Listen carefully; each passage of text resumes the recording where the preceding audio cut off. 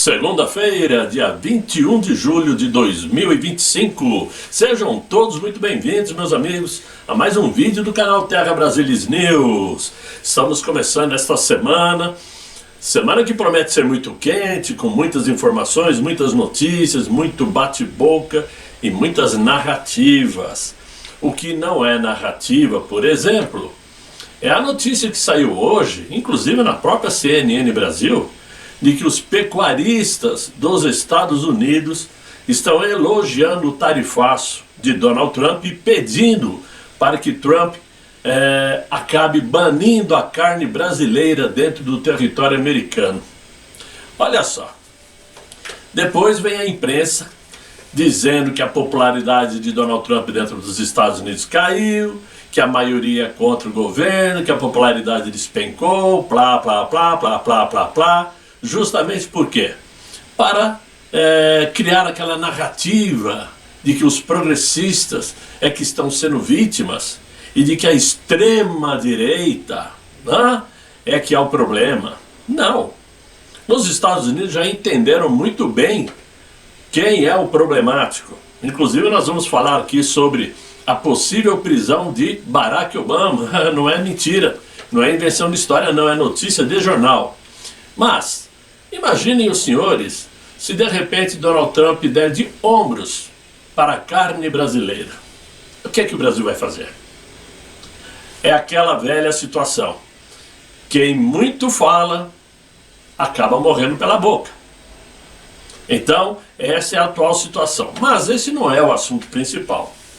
O assunto principal é o seguinte: são muitos assuntos. Mas eu quero começar dizendo que Washington já apertou o cronômetro, porque dia 1º de agosto está chegando. O que vier depois pode ser simplesmente uma guerra comercial inimaginável. E no meio dessa contagem regressiva e explosiva, o governo do Inácio age como se ainda houvesse tempo para diálogo. Não, não há. O próprio Departamento de Estado americano diz que conversas agora só depois de 1º de agosto. Então já está claro, vem chumbo grosso por aí, sim senhor, ou sim senhores. Na semana passada, o secretário do Tesouro americano disparou também um alerta que Brasília fingiu não ouvir. Não vamos nos apressar para fechar acordos comerciais antes de 1º de agosto. Também disse. Então foi repetido pelo secretário do Tesouro americano e pelo secretário do Departamento de Estado. O tom foi sóbrio, mas o recado era perfeito chumbo. Para quem esperava uma janela de negociações, para quem esperava que Donald Trump sinalizaria uma abertura de porta para que houvesse conversas, o secretário do Tesouro americano cravou: a única voz que decide agora é Donald Trump. Simples assim. E Trump não costuma perdoar. Porque, para quem não sabe, se o Inácio voltou para se vingar com uma entrevista que ele deu logo no início do seu governo, Donald Trump também voltou para se vingar de todos aqueles que derrubaram o seu governo. Todos aqueles que conspiraram contra o governo de Donald Trump. Ele também veio para se vingar, claro. Mas o governo brasileiro, refém aí de uma retórica ideológica e de alianças questionáveis, principalmente com regimes antidemocráticos, insiste em brincar com dinamite, enquanto o pavio queima. Pois é. Mas enquanto lá em Washington, se fala em qualidade de acordos, por aqui, o que se vê é um improviso diplomático, um isolamento estratégico e um negacionismo suicida diante do abismo tarifário. Nos corredores das multinacionais, principalmente as americanas, a ordem já foi dada: troquem os fornecedores brasileiros imediatamente. Gigantes do café como a Starbucks, a Dunkin' Donuts, já estão se reposicionando no mercado mundial. Os importadores de carne e suco de laranja já ajustam suas rotas para países da América Central e África. pois ninguém quer arriscar ficar do lado oposto a Donald Trump. Fontes ouvidas pela Reuters, agência de notícias Reuters, confirmam que o temor da retaliação do presidente americano Donald Trump é real, crescente e paralisante. Nenhuma empresa quer aparecer ao lado do Brasil em meio a esta guerra que também é ideológica. Fazer lobby a favor do Brasil? Esqueçam. O silêncio nos corredores de Washington é ensurdecedor. E o que faz o governo do Inácio? Ensina o Brasil a perder. A retórica anti-Donald Trump no Palácio do Planalto, somada ao histórico de ataques a ele, entregou o Brasil de bandeja ao fogo tarifário. E para piorar, tudo está em jogo. Essas tarifas de 50% não são apenas sobre café ou carne. São sobre empregos, inflação, PIB e soberania comercial. E o governo brasileiro, ao invés de enfrentar com frieza e realismo, parece preferir usar a crise como escudo político para justificar seus próprios fracassos econômicos. Se o Brasil está à beira de um colapso tarifário, não é por acaso. É por escolha. E a escolha foi feita em Brasília. Assim como eu falei no vídeo de ontem, o governo brasileiro quer sim levar a população brasileira ao prejuízo. Quer empobrecer o Brasil a propósito. Esta é a intenção de qualquer governo ditatorial. Não se enganem com isto. Esse blá blá blá que a imprensa faz, que o próprio Inácio faz, que quer proteger a democracia, ajudar os pobres, desenvolver o ensino, tudo isso é galhofa. É conversa ao vento. Mesmo assim, vejam só como são as coisas, né? Um artigo que saiu no jornal americano The Washington Post, que foi publicado ontem, domingo, afirma que Donald Trump está praticando bullying contra o Brasil e que o tiro está saindo pela culatra em referência ao anúncio das tarifas de 50% contra produtos brasileiros. O Washington Post é um jornal de esquerda, é um jornal também parceiro de CNN americana, né? Como se fosse uma Globo aqui no Brasil. É o mesmo estilo ideológico. Claro, essa notícia deixou o Inácio animado. Ele vibrou com a notícia, segundo sites de esquerda aqui no Brasil, como o Metrópolis, por exemplo. Né? O artigo, que é assinado pela colunista de assuntos internacionais do jornal, Isan Taror, afirma que a demonstração de força do governo americano acabou fortalecendo o Inácio, que vem ganhando popularidade com o episódio, e até mesmo apoio de parte da elite do país. Eu costumo dizer o seguinte: quando a elite, os que realmente têm dinheiro, defendem um governo como o Inácio, certamente é porque eles estão envolvidos em maracutaias também. Porque está cheio de pessoas da elite brasileira que são contra o Inácio. Os que favorecem, os que apoiam, é porque levam vantagem com esse estilo de governo do Inácio. São pessoas que com certeza fazem as suas maracutaias também. Por quê? Senão estariam defendendo a verdadeira democracia e os governos de direita, que faz realmente o Brasil andar, caminhar e se valorizar. Mas, segundo o jornal, Trump está perdendo apoio, inclusive da elite. Meu Deus! Que mundo essa jornaleira, quase que eu chamei de jornalista, hein? De que mundo essa mulher vive? Sim, o Inácio está navegando numa euforia furada, junto aos seus militantes mortadelas, já que pode justificar o fracasso econômico brasileiro com o aumento das tarifas que ainda nem começaram a valer. Mas o assunto por si só conseguiu abafar o roubo praticado pelo INSS aos aposentados brasileiros, conseguiu abafar o ataque hacker no Banco Central que desviou bilhões de reais, ninguém sabe para onde foi, e o aumento do IOF, que é o verdadeiro causador do encarecimento do custo de vida brasileiro. Mas a repórter do The Washington Post ainda afirma que as ameaças tarifárias de Trump levaram outros países da região a se curvarem a Washington, mas que a economia brasileira é maior e mais diversificada do que seus vizinhos, e que o Inácio viu na crise uma oportunidade para travar um embate com os Estados Unidos.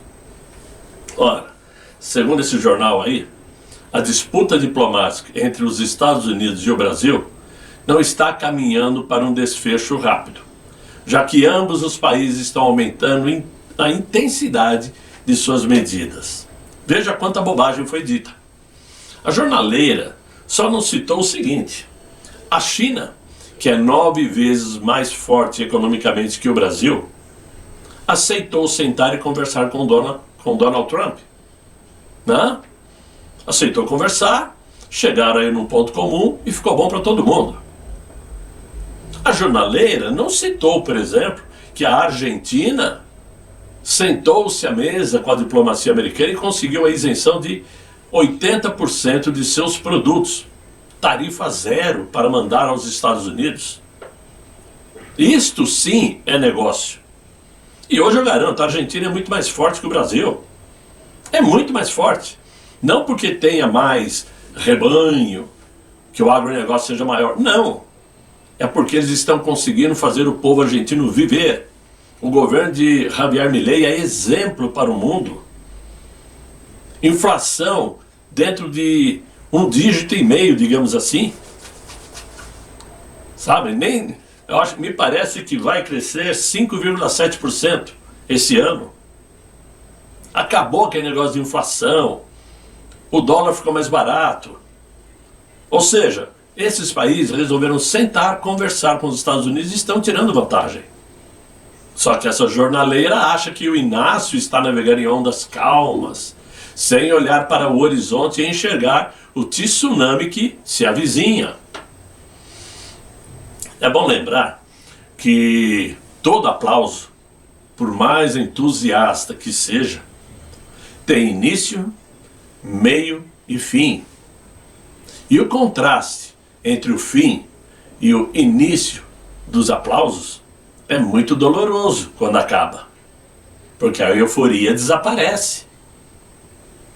Assim será para o Brasil, caso a insistência em se achar poderoso o suficiente para encarar Donald Trump persista. O Brasil não sabe como dialogar com verdadeiras democracias, pois o alfabeto diplomático brasileiro não reconhece a nobreza de aceitar uma derrota. Não reconhece o diálogo como começo, meio e fim para se conquistar acordos. Por isso mesmo, o papel decorativo do chanceler Mauro Vieira já fez surgir uma movimentação por sua demissão, a fim de que outro diplomata com credibilidade faça negociação de alto nível com os Estados Unidos. Sua condução no caso de taxação é apenas mais um episódio desastroso, marcado por falta de firmeza, ausência de estratégia e completo alinhamento ou desalinhamento com os interesses do Brasil. Foi o que disse o deputado Luiz Felipe de Orleans e Bragança, que é especialista em assuntos internacionais. Então, insistir aí numa política externa ideológica e ultrapassada, diga-se de passagem, só vai isolar o Brasil. E não adianta ele fazer o gênero malcriado, né, o Mauro Vieira, ser respondão, já que nem sequer consegue falar por telefone com o Marco Rubio, que é o seu homólogo americano.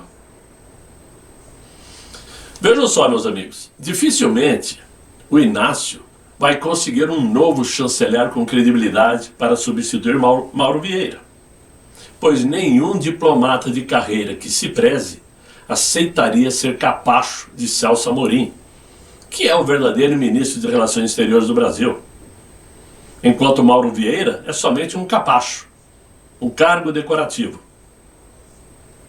Como bem disse hoje pela manhã o jornalista Cláudio Humberto, lá do Diário do Poder, o chanceler Mauro Vieira é como aquele assistente de técnico de futebol, que até fica sentado no banco de reservas, mas não manda em nada. Essa é a verdade. Agora, vamos falar aí que felizmente está começando uma manifestação orgânica em todo o Brasil. A população resolveu ir às ruas de várias cidades do Brasil de forma espontânea, natural, sem carro-chefe, né? Levando suas camisas verde e amarelas, suas bandeiras, bandeira brasileira, bandeira americana, israelense, todos pedindo a mesma coisa: para o Inácio cair fora, para aquele ministro cair fora. E essa movimentação é muito importante porque começa no momento ímpar da sociedade brasileira. É o momento onde o governo está descredibilizado, sem força, sem dinheiro e ameaçado de coisa muito pior que vem dos Estados Unidos contra o Brasil.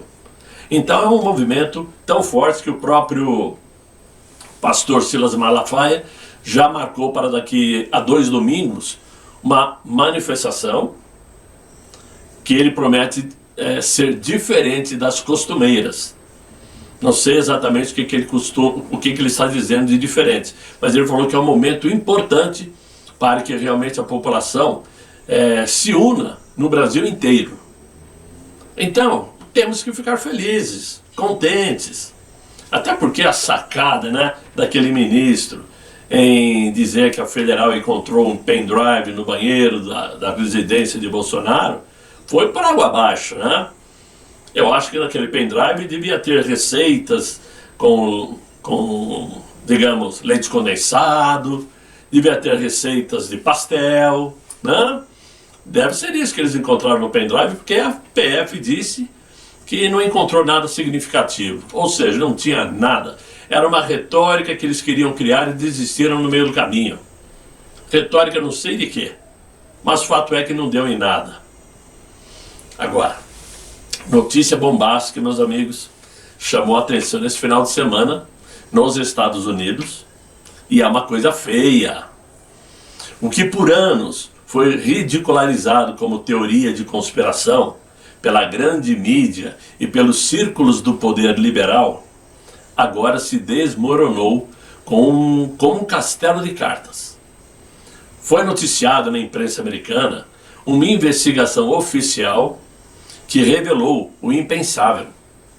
A administração de Barack Obama teria orquestrado nos bastidores uma operação para desestabilizar e sabotar a presidência legitimamente eleita de Donald Trump. Sim, é isso que vocês ouviram. O mesmo aparato de inteligência que deveria proteger a soberania dos Estados Unidos foi instrumentalizada com fins políticos, manipulando relatórios, criando narrativas falsas e alimentando a histeria de uma suposta conspiração com Vladimir Putin, tudo com um único objetivo: deslegitimar Donald Trump desde o primeiro dia de governo. Vocês certamente vão se lembrar daquelas denúncias que a Hillary Clinton fazia, que o Barack Obama fazia, que os democratas faziam, a Kamala Harris fazia, de que a Rússia interferiu ou estava interferindo na eleição americana. Isso foi muito noticiado. E na verdade quem estava por trás dessa narrativa era Barack Obama. Os relatórios do FBI revelam que a cúpula democrata, com a cumplicidade de altos escalões do próprio FBI e analistas da CIA, construíram um enredo fantasioso, e agora chamado Russiagate, que foi amplamente divulgado pelos veículos de imprensa aliados para lançar uma campanha de demolição política sem precedentes contra Donald Trump.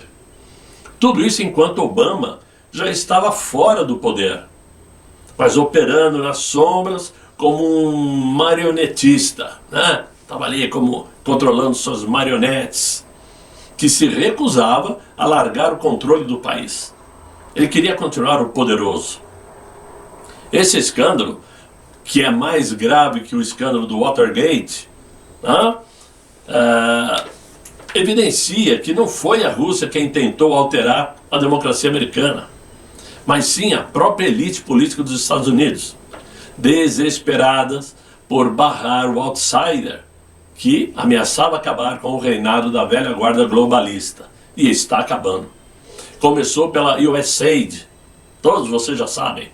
Ali foi a mostra principal de como o governo de Joe Biden e já possivelmente de Barack Obama já estavam distribuindo verbas mundo afora para ajudar globalistas a destruírem os conservadores, os republicanos.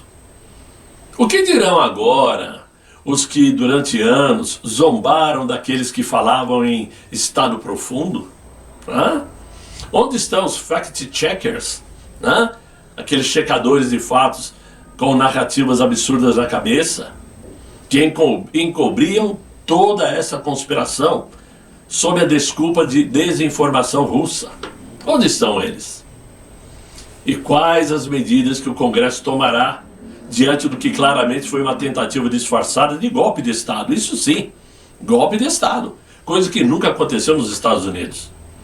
Tá certo que até já mataram presidentes, mas esse já é um caso público, estúpido, porque você chegar ao ponto de matar o presidente é porque realmente você quis destruir o sistema do momento. Agora, conspiração não, conspiração vai te ruindo por baixo, como se fosse uma ferrugem que vai correndo tudo. Se tudo isso que saiu na imprensa americana for levado até as últimas consequências, o ex-presidente Barack Obama pode ser preso por conspiração contra os Estados Unidos e pegar até prisão perpétua. Se tudo for levado a cabo, se tudo for detalhado, é uma traição aos Estados Unidos. E traição nos Estados Unidos, para quem não sabe, gera até pena de morte. Eu sei porque quando eu prestei minha cidadania americana, eu estudei sobre isso. Ou seja, evidentemente que tudo deverá ser muito bem preparado nos bastidores para evitar essa tragédia para a história americana. Mas a informação, por si só, já serviu para fechar o ciclo de influência política de Barack Obama. A história julgará, mas o povo americano não pode esperar tanto. As máscaras caíram, as provas estão sob a mesa. E Donald Trump, perseguido, difamado e espionado, emerge hoje como a maior vítima da mais suja operação política do século XXI. Então, meus amigos, as coisas estão mudando muito rapidamente, tanto lá nos Estados Unidos como aqui. Mas a imprensa ainda prefere dizer que Trump está dando um tiro no pé, que o Inácio está se saindo bem, está ficando aí com mais fama, com mais popularidade, e nós sabemos que tudo isso é uma farsa. Nós sabemos que nada disso é verdade. Principalmente porque ainda vem chumbo grosso pela frente e mais grosso do que se imagina. Mais grosso do que se imagina. Trump vai esperar. Não vai ser agora, amanhã ou depois de amanhã. Ele vai esperar. Em minha opinião, ele vai aguardar o resultado do julgamento de Jair Bolsonaro. A depender do resultado, pode ser uma espoleta, pode ser uma bombinha de São João, pode ser um morteiro, pode ser um míssil, ou uma bomba nuclear que caia na cabeça do governo brasileiro. Uma coisa é certa, não vai ficar barato. Então, era isso que eu tinha para vocês nesse vídeo de hoje. Eu acabei de gravar agora esse vídeo 16 horas e 36 minutos. Daqui por diante, meus amigos, só amanhã vocês ouvirão da minha boca. Por hora, o que eu desejo é que vocês deixem os likes, se inscrevam no canal, convidem os amigos para me acompanhar, colaborem, ajudem o Terra Brasilis News para que a gente enfrente essa caminhada cada vez mais difícil. Por hora, eu desejo a vocês um excelente final de noite, muito bom descanso e até amanhã, se Deus quiser e Ele há de querer. Fiquem bem, fiquem com Deus. Tchau, tchau.